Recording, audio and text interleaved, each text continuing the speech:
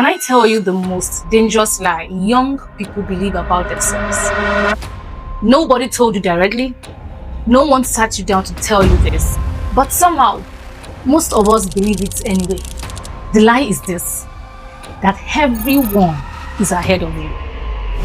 I want to dismantle that lie today. Stay with me. I know what that feeling looks like. You open Instagram and someone from your class just got promoted at work. Someone you knew while growing up just bought a house. And even somebody at your age just got married, just got engaged. And you're sitting there wondering, what is wrong with me? Now, I remember when I was in my final year in school, I and my friend, one day, we came to a realization that something is wrong with us. And why?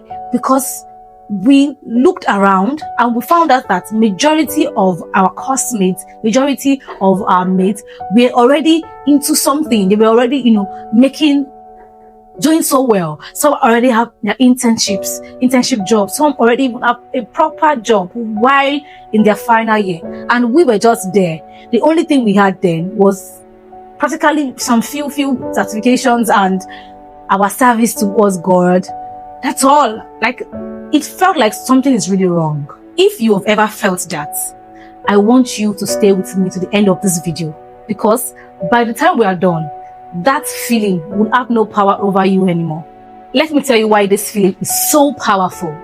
Because when you are in heat, it doesn't look like a lie. It looks like an evidence of where you are. You see the job they are in. That's real. You see the lives they are living. That is real. You see the relationships they are in. That is real. So your brain tells you that this is not insecurity. Come on, these are facts. And that is why comparison is the most dangerous lie. So I wasn't joking when I told you that it's a dangerous lie, because it shows you the facts. It shows you the facts and make you feel like this is a reality. I am behind. But here is what the proof, the fact doesn't show you. It doesn't show you what they gave up to be where they are now. It doesn't show you their scars. It doesn't show you the back end, the things they had to do.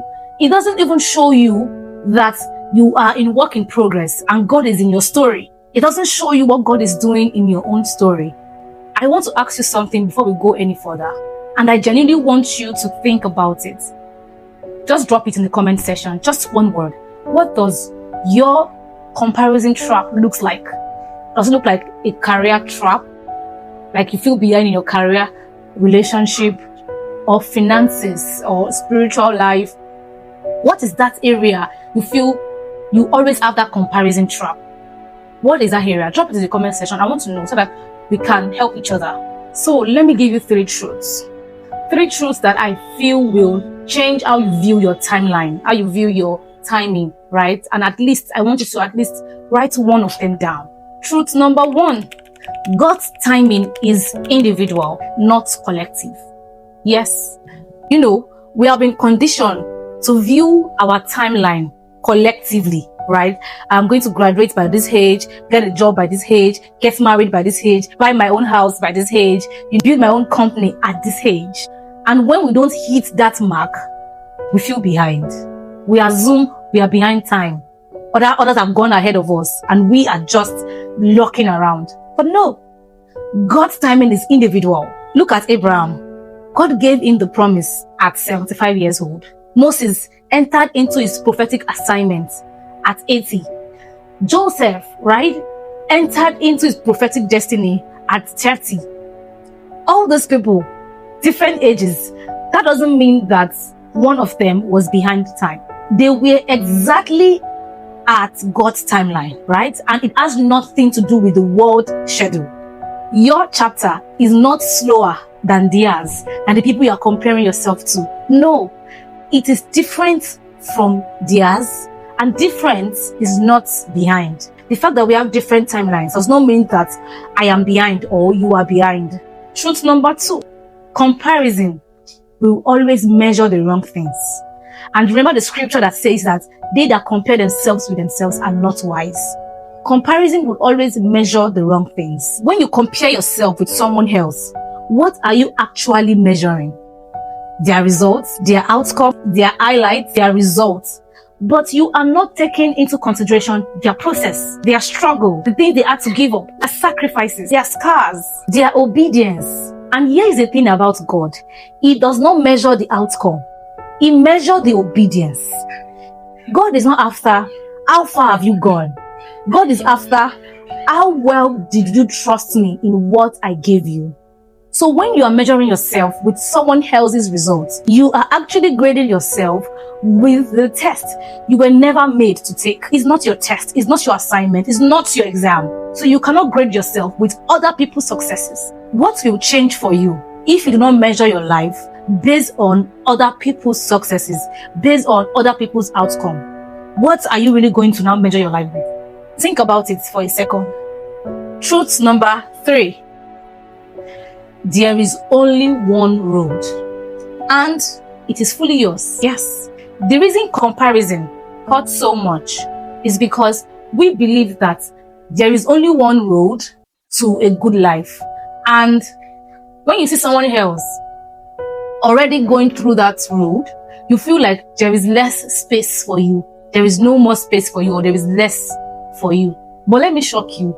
That is not how God works. So God does not create a path and send everyone to go through it. He designed a specific road, a specific path for a specific person. And that person is you. I have my own specific road to go through. You have your own specific path to go through, which means the path that the person is not yours.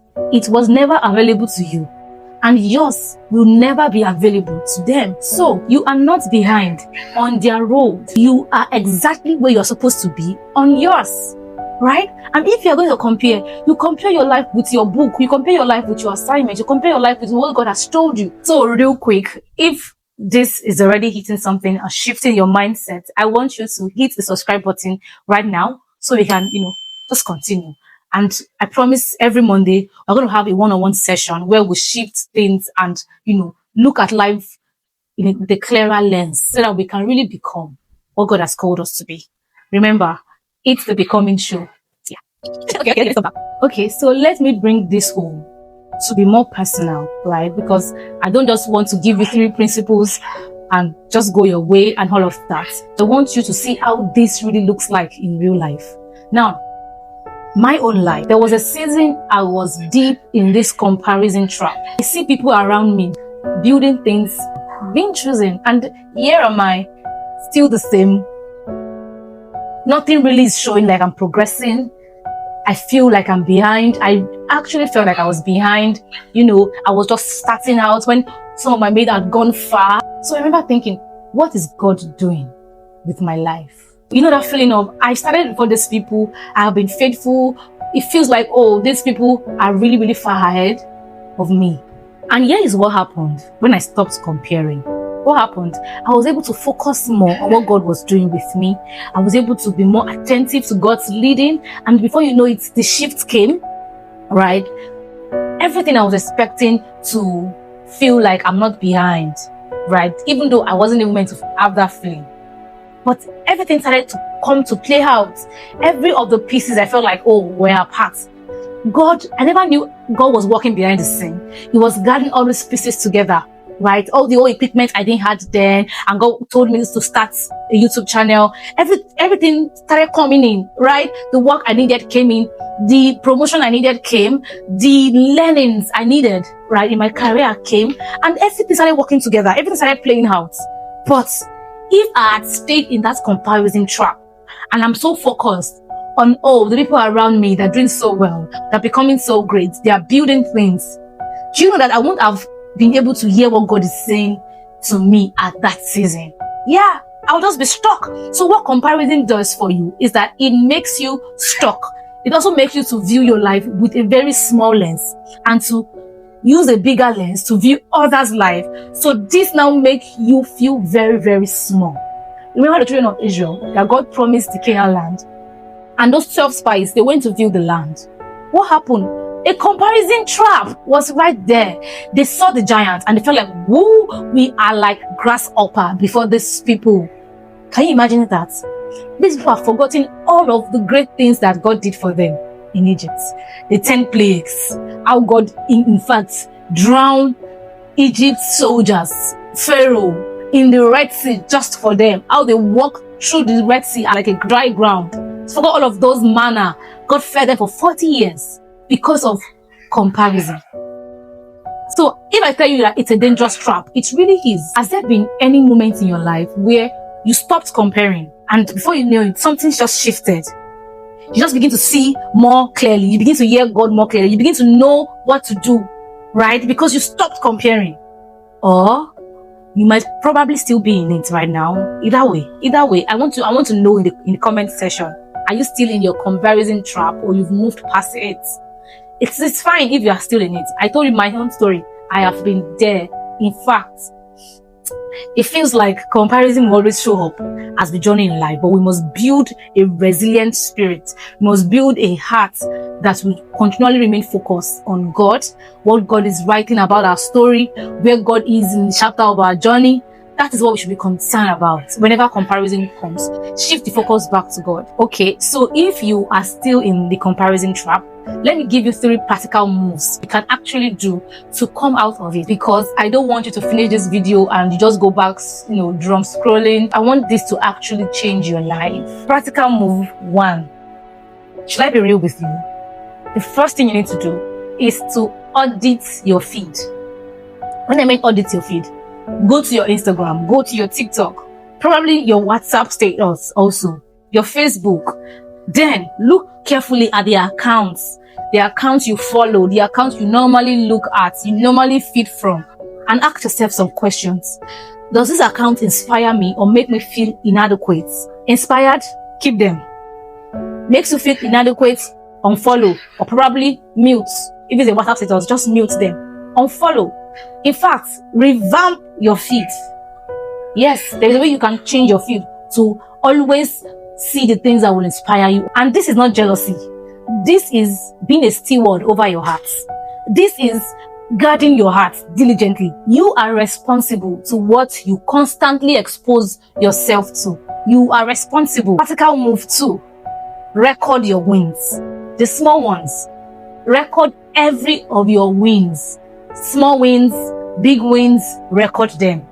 Have a book where you keep record of the good things that have happened to you, of the victories God won for you, of the mighty things that happened in your life journey. Record them. Comparison thrives when you don't see your own progress, right? So make it visible. Make it visible. Write it down. Like Habakkuk, write it down. Make it plain. So I want you to do something. Yes, this is the Becoming Show. We are practical here. Get a journal or open your notes app on your phone. 3 things that are different in your life now compared to 1 year ago.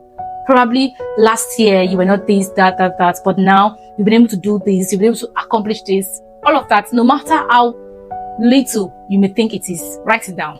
Yeah, write it down. You may be like, oh, as at last year, I was unable to have a consistent quiet time, but now I'm able to have 30 minutes with God regularly or 1 hour with God regularly. Do not compare yourself to someone that is doing 6 hours and say, oh, look at me. What am I? Write it down. Write it down. It can just be that, oh, now I'm able to be more diligent in this area, unlike last year. Write it down. Maybe your business. Oh, this year I'm able to push my business more, right, than I did last year. It's a win. It's a win. Growth has been happening. You have been the one not tracking it. Yes, I say that. Growth has happened to you, but you have been the one not recording it. And that will make you feel like you're behind. I'm behind. You are not behind. You are not behind. And this is not to make you feel good. No. I want, because I'm saying this so that you can focus on your journey. If you don't put more focus on your journey, you will not know where the gap is. You will not know where to readjust. You will not know where to improve on, because you are all the time looking at that person's journey and comparing it with yours. So this is not even to motivate you. This is actually how to grow. Yes. So the practical move 1 is to audit your feed. Practical move 2 is to record every win, both small and big. Now, practical move 3, redefine what ahead means to you specifically. Not for your industry, not for your age group, not for your family expectation, not for your parents' expectation, for you. What does ahead means between you and God? That is it. What does a good life mean between you and God? Write the definition down. A good life between me and God means I am able to accomplish this. I am able to walk in this. I am able to function properly in this, not according to someone else's book or assignment. So write down, what does a good life, a successful life means for me, between me and God. Because you cannot be behind on a journey that you do not even define. You cannot feel you are behind on a journey that you do not even define. You don't even know the journey. You've not even defined the journey. And you feel behind. On what exactly? Can you see that? And once you define it, you begin to see that you are actually further ahead than you think. You begin to see that, oh, this is the gap. This is where I need to improve on. This is what I actually need to do. So, I want to come back to the feeling I described at the beginning. The feeling of scrolling and seeing someone else's life playing out and you feel behind. Are you still having that feeling? Because here is what I want you to know before you close this video. You are not behind. You are not on the wrong path. You are not alone. And you are not forgotten. You are on your own path. The one that is specifically designed for you. With a timeline that was calibrated to your own calling. Not someone else. To your own journey. Not the life of another person. Jeremiah 29 verse 11 says, "For I know the plan I have towards you. Plan to prosper you, not to harm you. Plan to give you a future and a hope." I love it so much. Plan to give you a future and a hope. So he knows the plan, not their plan, your plan. And he has not forgotten it. You are not behind, you are becoming, and that is exactly on time. So before you go, I want us to do something. Write in the comment section, what is one thing you're going to stop comparing with other people, and what is one thing you want to start celebrating about your life now? I am going to read every of the comments. Yes, and I mean that. And if this video has helped you, send it to somebody, share it on your platform, on your page, not for the views, but because somebody is in a comparison trap right now that you know of, right? And they need to hear that they are not behind, they are becoming. So next week, Monday, we're going to have another episode of this Becoming show. Subscribe so you don't miss it.